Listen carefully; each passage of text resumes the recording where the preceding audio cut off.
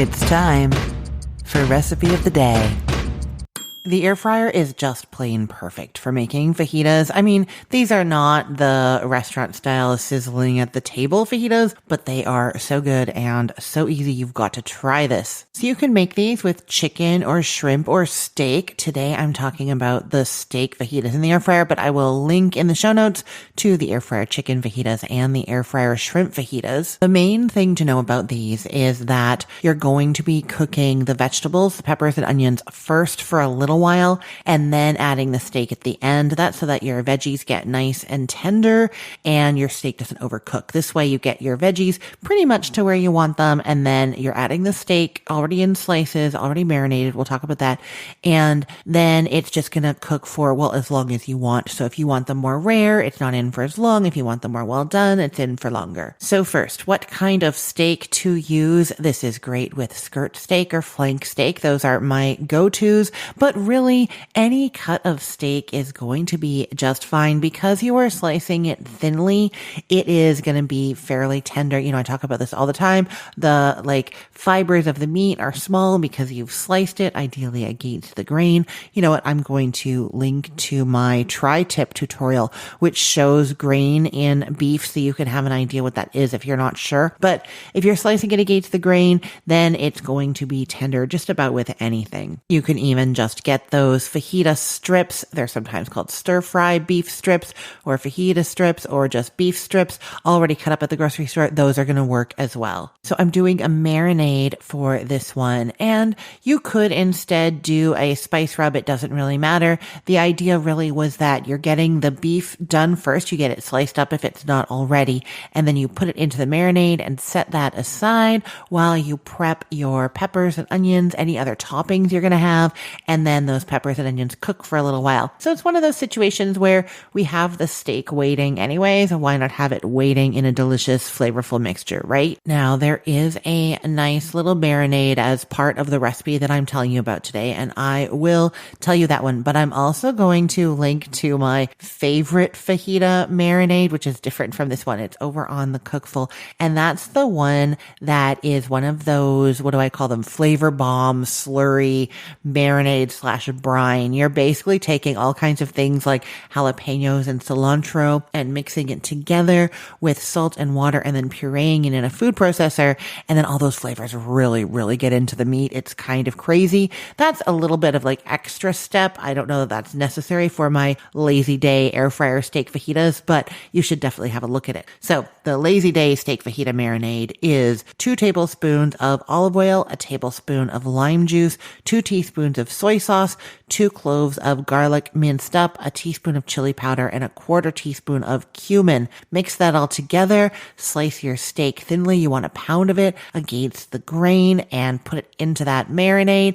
And it's only going in there for 30 minutes, so you don't even have to put it back in the fridge. Just leave it there on the counter while you get everything else done. So since that does have to marinate for a good 30 minutes, I would say you're going to get all of your toppings ready now. So if you're going to make guacamole or put out guacamole, some shredded cheese, some sour cream. If you're making pico de gallo or you bought some, putting that out.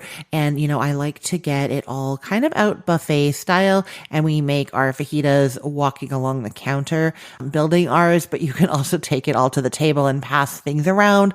That works too. Just get that all ready and then slice up 2 bell peppers and 1 big onion and put that all into a bowl along with a teaspoon of oil, half a teaspoon of salt, and a 1/4 teaspoon of black pepper.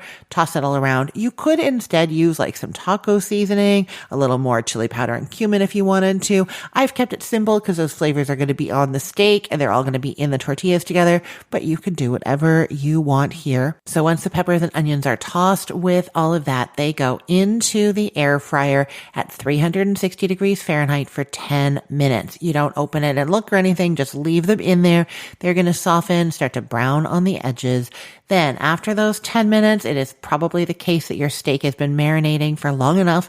Take the steak slices out of the marinade, pat them dry, and then just arrange them on top of the veggies in the air fryer. Close that back up, and you're cooking them until they are done to your liking. It's going to be at least 5 minutes, so don't look until 5 minutes. And then at 5 minutes, decide if they're well done enough for you or not. And if not, you can leave them in for a little bit longer. Then use some tongs to toss that all together and take the air fryer basket to the table. You've got all those toppings. You probably need some flour tortillas or corn tortillas. If they are corn tortillas, I'm going to link to my method for heating up corn tortillas under the broiler. I just love this. You could do a whole bunch at once. If you're doing flour tortillas, I usually put them on a microwave safe plate with a damp paper towel on top of them. So a whole stack of the tortillas, a damp paper towel, and then another microwave safe plate inverted over top.